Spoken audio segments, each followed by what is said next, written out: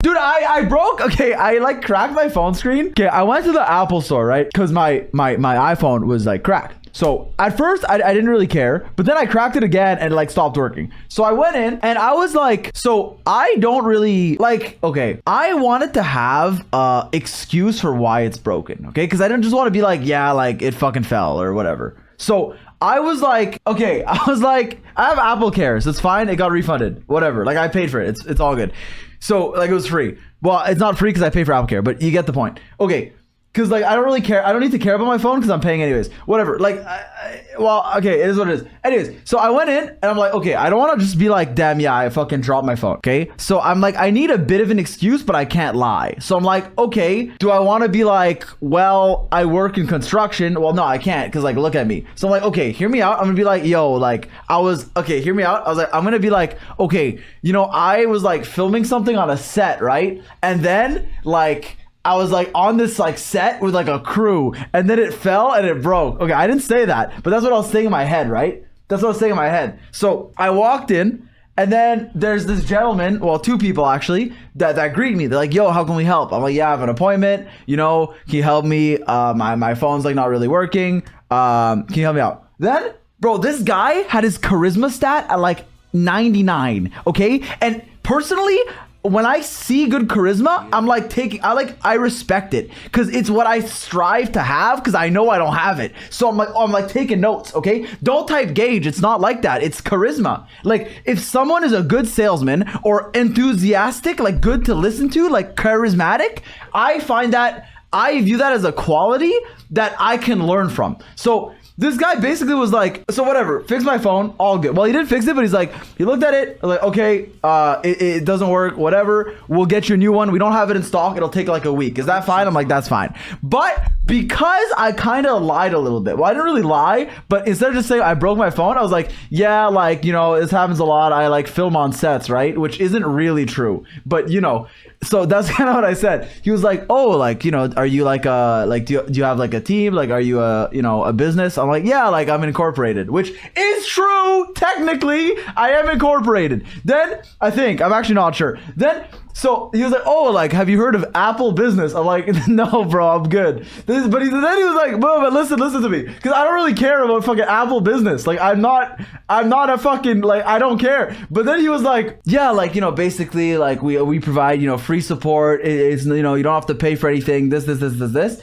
I'm like, you know, like, I'm fine. But then he kind of kept selling it. So I was like, you know what, fucking just put the fucking name in the bag. So I ended up signing up. But I didn't pay. I'm not gonna like, but I was like, okay, fine, like, fuck it, bro, like, just sign me up. But okay, I respected his craft as a salesman, okay? Where I told this to Feng earlier on her stream, but where I'm from, there's a good restaurant downtown, okay? It's a Caribbean restaurant. And when you go in, there's a guy that greets you, and he's maybe the most charismatic individual I've ever met, okay? Good salesman. And he's probably being paid not enough for his level of talent. Which so every time I talk to him, I'm like, I have to buy something, okay? Because his level of talking warrants more than what he's getting, probably. Okay, you guys are typing gauge, but it doesn't just happen with guys. You guys are being weird. It happened bro, I signed up for some random bullshit at some like bookstore because like the woman behind the counter was like,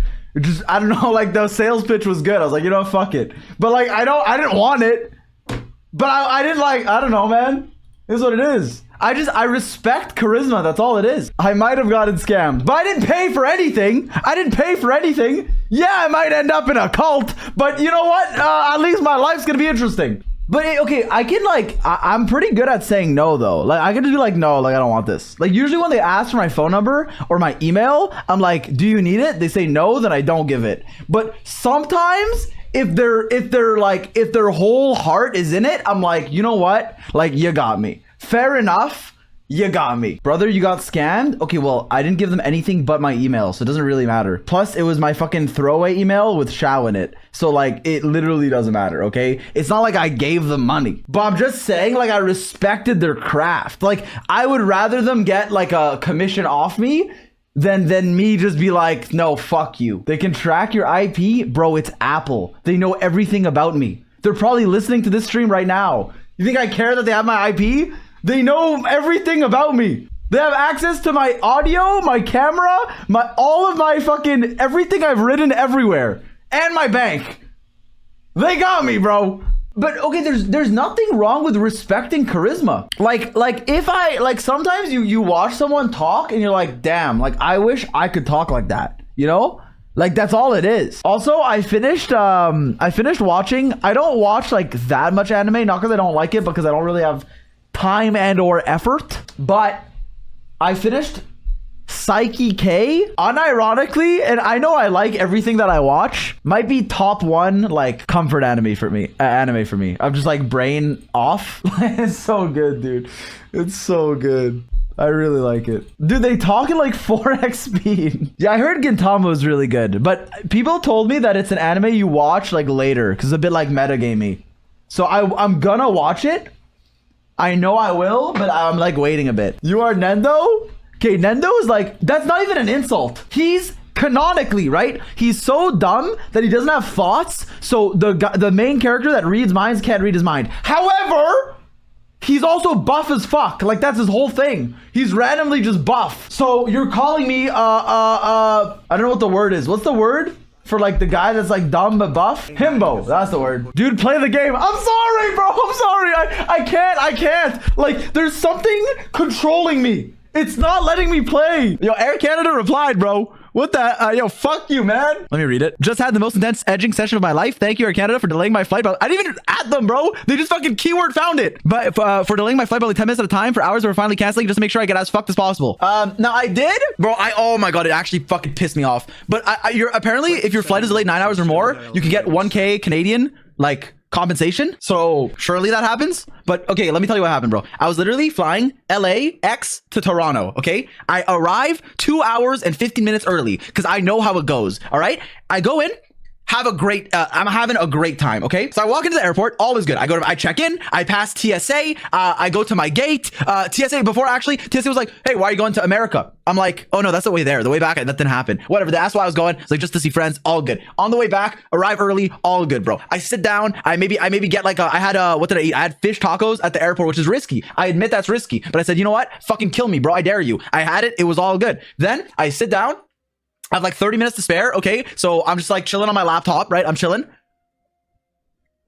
Your flight is going to be delayed an hour and 30 minutes. Okay, instead of departing at 1:30, no, 12, it's like 1:30. I'm like, okay, fuck me, I guess. An hour and a half, not that big of a deal. It sucks, but whatever. Then, like maybe it's for my safety, sure. Then, and it said for unscheduled maintenance, all good. Then, gets delayed to like 3 p.m., another hour and a half. I'm like, okay, or another hour maybe, another hour, okay, all good, right? Well, actually not all good. I went up to the fucking lady, I'm like, okay, this is a bit tilting now. Went up to the lady at the desk, hey, just quick question. I have a couple meetings when I land. Not true, by the way, I lied.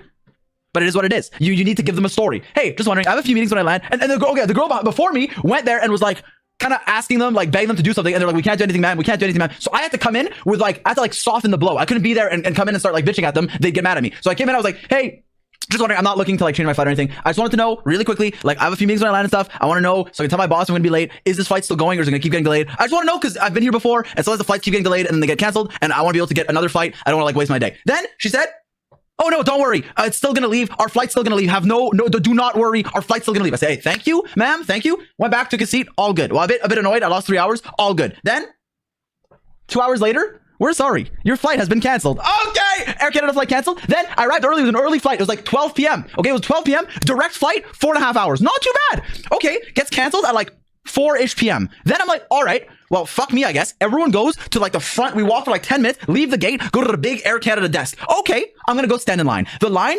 Wahiyat Allah, I swear to God, was fucking like from here to like all the way across, okay? It was super long. And it took me a while because I was like, do I want to, like, what the fuck do I do? I was kind of tilting. And I didn't know if I wanted to just go in line or leave. Now, usually I just get the fuck out of the airport. I say, fuck this. I'll call them. I'll figure it out myself. I'm not gonna stand in line for a whole day.